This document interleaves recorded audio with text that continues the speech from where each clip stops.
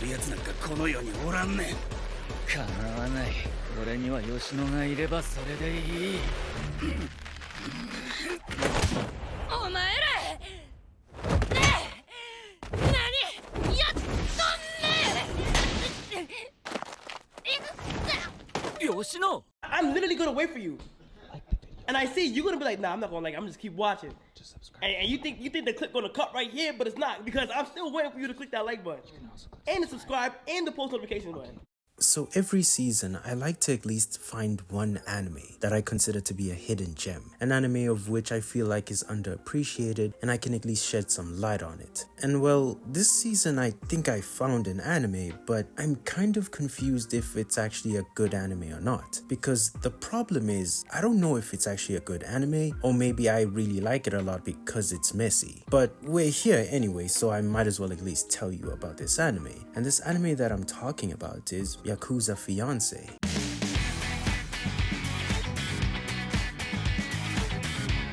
So before I tell you why I like Yakuza Fiancé so much, I should at least tell you what the story is about. And well, it's a little complicated. So it basically follows three characters roughly, of which are Yoshino, Shoma, and Kirishima. But let's start with Yoshino. So Yoshino is the granddaughter of a very prominent member of the Yakuza. And what happens is, oh yeah, Shoma's like her bodyguard slash best friend. He's like the quiet guy. You think he likes her, but you're not really sure. But what happens is she's basically put into an arrangement with another family. So she's kind of like a piece that can be used to unify these families in a weird way. But she's sent to this family, and the person that she's supposed to be with is an individual called Kirishima, of which when she meets him, he's an incredibly likable guy and very friendly. But by the end of the episode, Yoshino says that she hates Kirishima and she wants to destroy him. While on the other side, Kirishima decides that he's deeply in love with Yoshino. And as such begins a beautiful love story about how these individuals who don't understand each other eventually fall in love.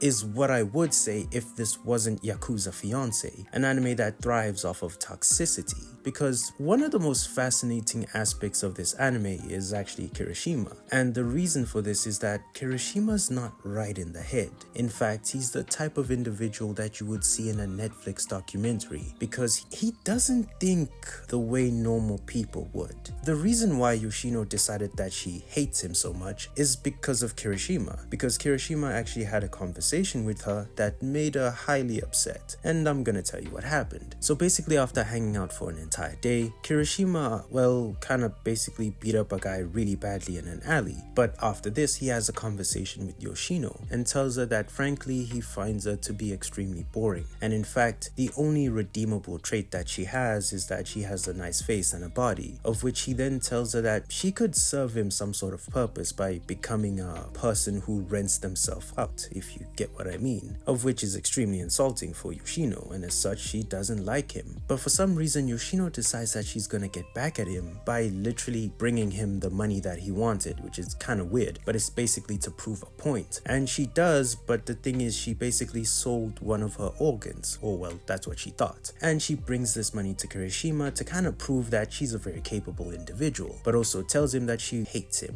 and she wants to destroy him. But for some reason, when Kirishima sees the side of Yoshino, he falls in love with her. And this is the first sign that lets us know that Kirishima is not right in the head. He has a bunch of other things that make you wonder what he does, because first of all, he literally has a room of which other Yakuza members don't go in, and it's not explained to us what he does in there. But besides that, he's got a bunch of other things that he does, especially because he's obsessed with Yoshino for some reason. And the thing is, how he gets his information is basically what you'd expect from someone like that. So he's basically duplicating her phones, constantly tracking her, watching her. He's basically, you know, the word that rhymes with walker. And at this point, you start to realize that Kirishima is an extremely dangerous individual and Yoshino should stay away from him, because in one of the scenes in this anime, Kirishima actually tells Yoshino, after basically working so hard and risking his life to become her boyfriend, he tells her quite casually that she's got a very small head. Now, this is not really a problem, but the thing is, Yoshino's quite confused because she's not sure if this is an insult or a compliment, of which he then really clearly clears up because he tells her that because she has such a small head, it's quite easily breakable. And of course, Yoshino's immediately creeped out by this and then decides to basically want to fight him. But yet after saying that, he says that he can't help it because he kinda really loves her a lot, but then he also quite literally says he wants to ruin her. So this is an individual who doesn't think correctly because nobody seems to have a grasp of what he's doing, because literally he's, well, still doing stuff with other girls, but for some reason he'll still tell them that he likes Yoshino. And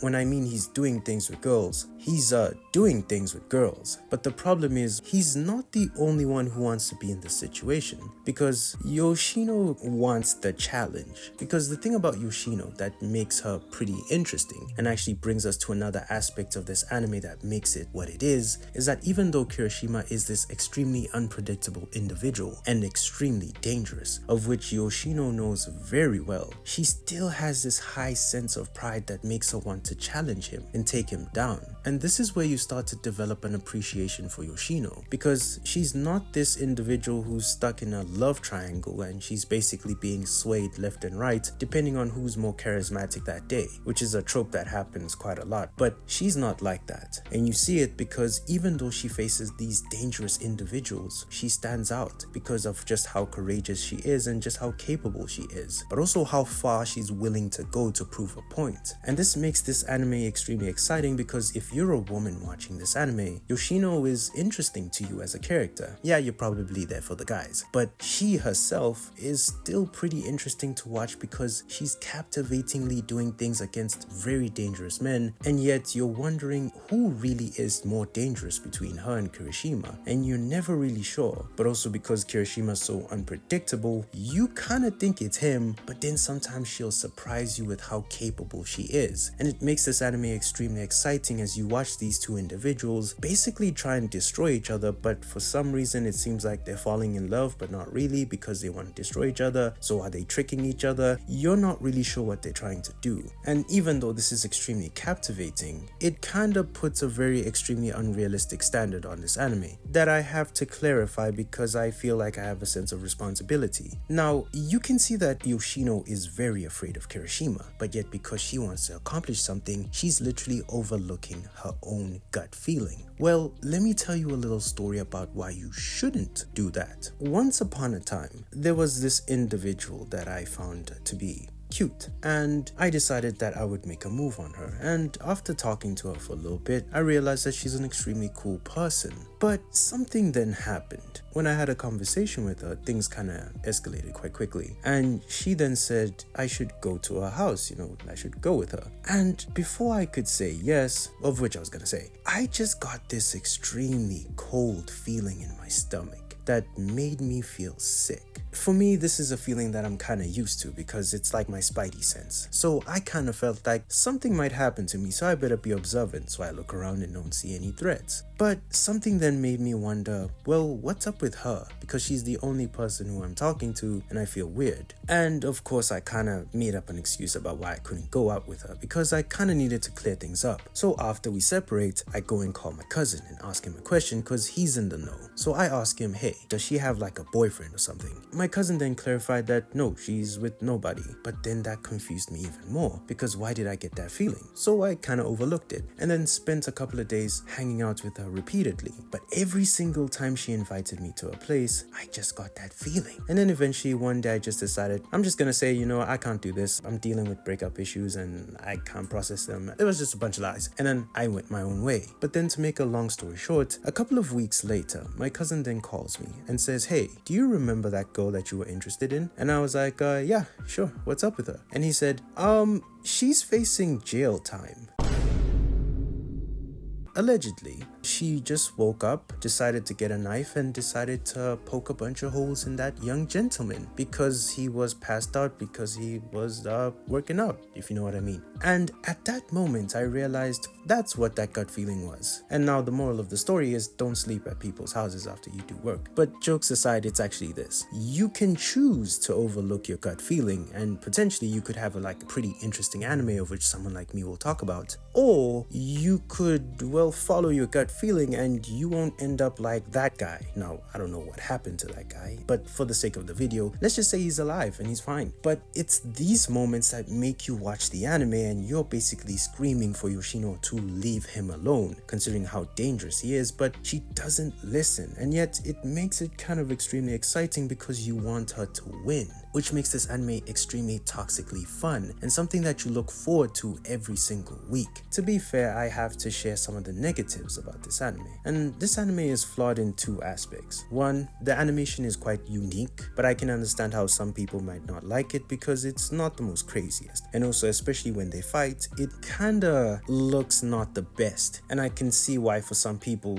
they would not be interested in the anime because it's not aesthetically pleasing. But I will say that it seems to kind of be a trend with this studio, but still, that's not an excuse. If you don't like it, you probably just won't like it. But then also the other issue that I have with this anime is the fact that it's in high school, because surprisingly, with all of these subjects that I talked about, basically a deranged guy who goes around being active with women and like basically doing a bunch of weird things, they're in high school. And to me, I find this move extremely unnecessary because literally what happened was she had like a test, she had to study for the test, she maybe passed the test, and then we never went back to high school again. So what was the point of that? And I understand that sometimes people make things in high school to like appease with younger audiences and market it more easily. The problem is you can't do this because literally there are multiple scenes where Kirishima and other characters are out there doing things with other individuals that are very mature. But besides that, the opening of the anime literally shows somebody putting in work. This is not for children. But besides those two negatives, I still think that it doesn't really affect the anime so badly that you can't watch it. But also on a musical aspect, I think that the music is pretty interesting and pretty good, but I don't think that it's really something you're gonna write home about. Overall with this anime, I think that it's either gonna be a hit or a miss. Because for example, I can understand why a lot of women will like this anime